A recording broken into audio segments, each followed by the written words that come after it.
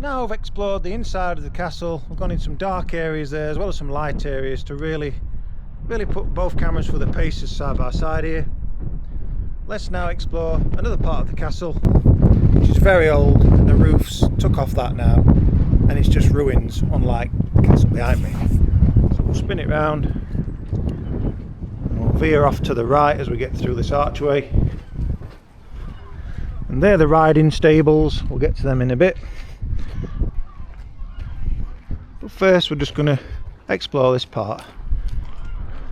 You can't get down there. You used to be able to years ago, but now you've got to have special access because it's not fit for purpose apparently. It's not very stable. It's crumbling away, let's just say.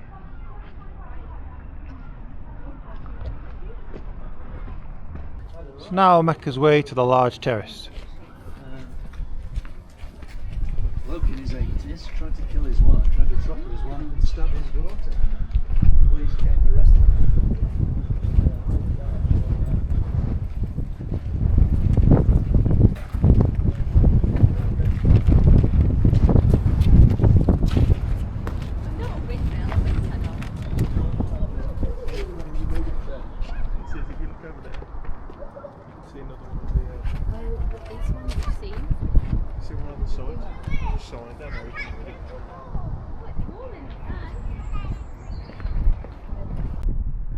So now we're in the gallery terrace range, and as you can see, it is mainly ruins.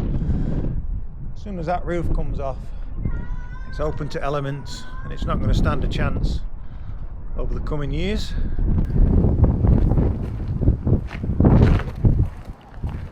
So I'll just show you down here.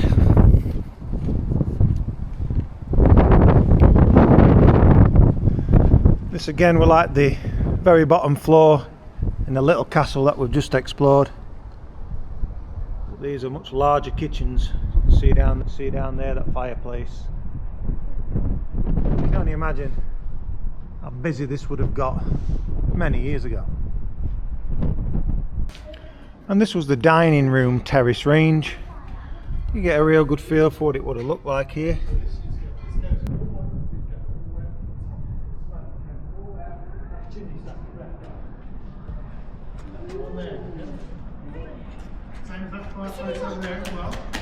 Now we'll make his way to the riding range. Now this is where William Cavendish really loved his horses. So he built this to showboat his horses. Let's go and have an explore. Again, you're met with fireplaces in every room. Yeah, it would have been freezing. What's going on here? Nobody's going to fight about it. If there's any confusion about who's going to do it, then that's what. Bit of an expedition going off behind me. That caught me out. This is interesting. So this is the actual original door from the castle. So you're looking a few hundred years old here. Great oak door. That is interesting. See the finer detail there with both cameras. Who's winning?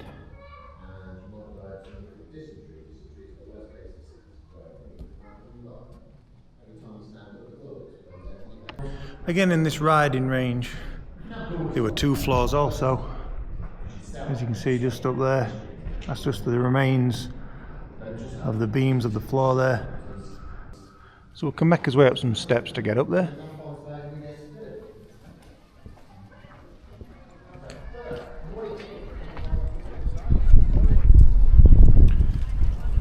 So now this is going to the top floor of the riding range.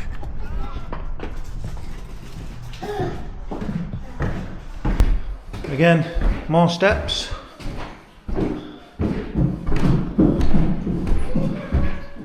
I'll make my way to the very top to start with. Again, a little bit of low light here.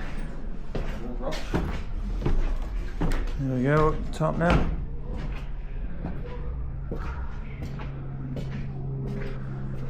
Walking through.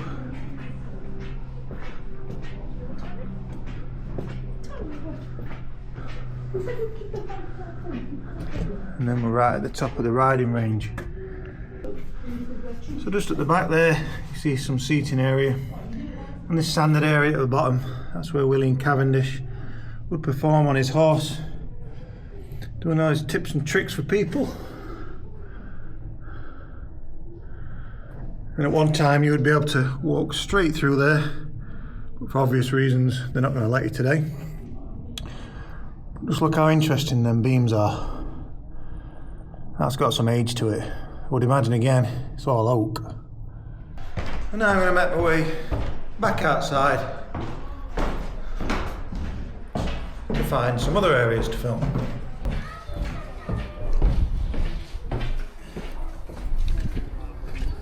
Again, which camera is performing the best so far? It's a bit windy through here. It's like a funnel. Channels it right through.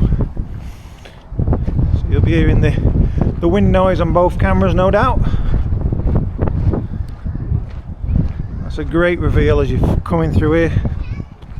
I've actually had permission several years ago and flew my drone around here, and that's a great reveal what we've just walked through. Flying straight through the arch, straight over the valley there. Well, as I've been doing the side-by-side comparisons of both cameras here, the battery life is a strange one because they're both in 4K 30 automatic mode, standard D-warp, as I've said, all the settings. We've got 27% on the Ace Pro 2, and the Action 5 is 57%, and they've both been filming identically, being turned on and off at the same times and everything. I've been going around here for about 1 hour 30 minutes now, as I've said, turning it on and off, the record button that is. I've not left them in standby the whole time, but that's a significant jump there, from 27% from 100 on the Ace Pro 2 to 57% on the Action 5 Pro. Right now I'm going to go back through that archway. As you can see, we've got a bit of a shadow area there, and on here we've got the bright sun. So again, which camera is going to perform the best as I go into the shadows?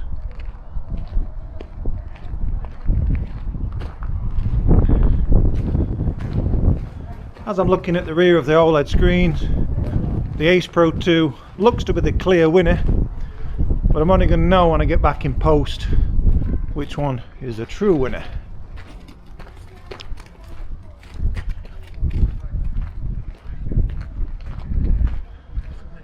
There we go, we're still in the shaded area. Now I'm going to make my way back through to the inside of the wall.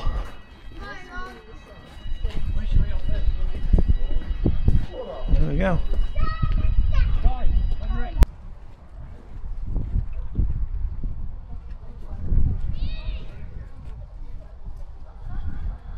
Now the sun's going to come up into frame. Really testing out the dynamic range there.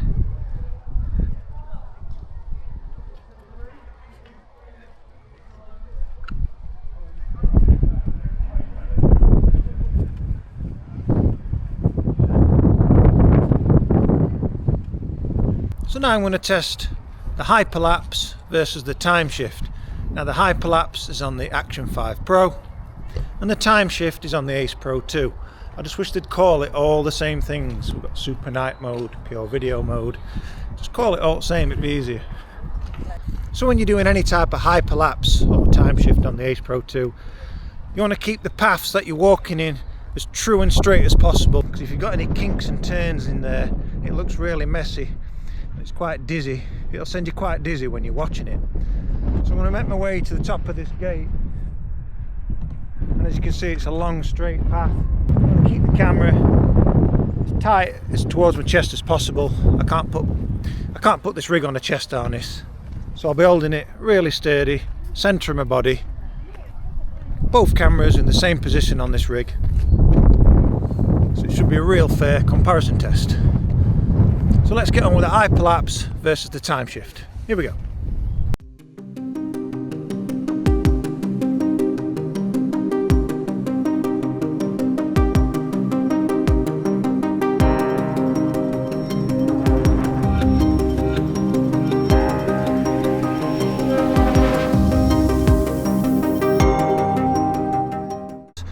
So what did you think to that hyperlapse there on the Action 5 Pro versus the time shift with the Ace Pro 2?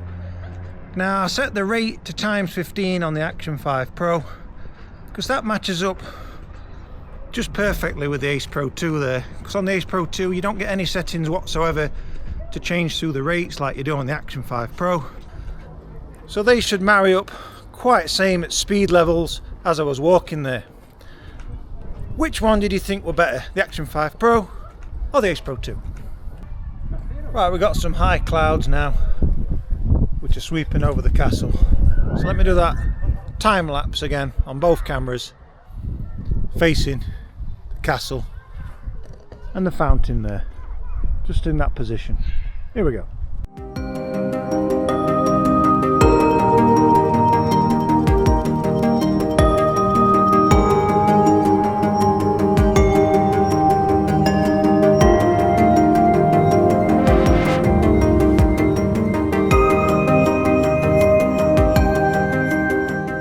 I finished filming today comparing the Ace Pro 2 versus the Action 5 Pro, as I've thoroughly tested and put them both really through the paces today. It's a really bright sunny day, so that's been great for the 13 and a half stops of dynamic range on both cameras, and plus we've had a lot of shadowy and shaded areas, so that's been great to test the low light capabilities. Now in my opinion, the Action 5 Pro and the Ace Pro 2 are the best action cameras on the market to date, so this video today is really going to help you decide which action camera is for you. So as always, thanks for watching. Be sure to stay tuned to the channel as there's going to be plenty more videos on the horizon. But for now, thanks for watching. Be sure to hit that like and subscribe button, and bye for now.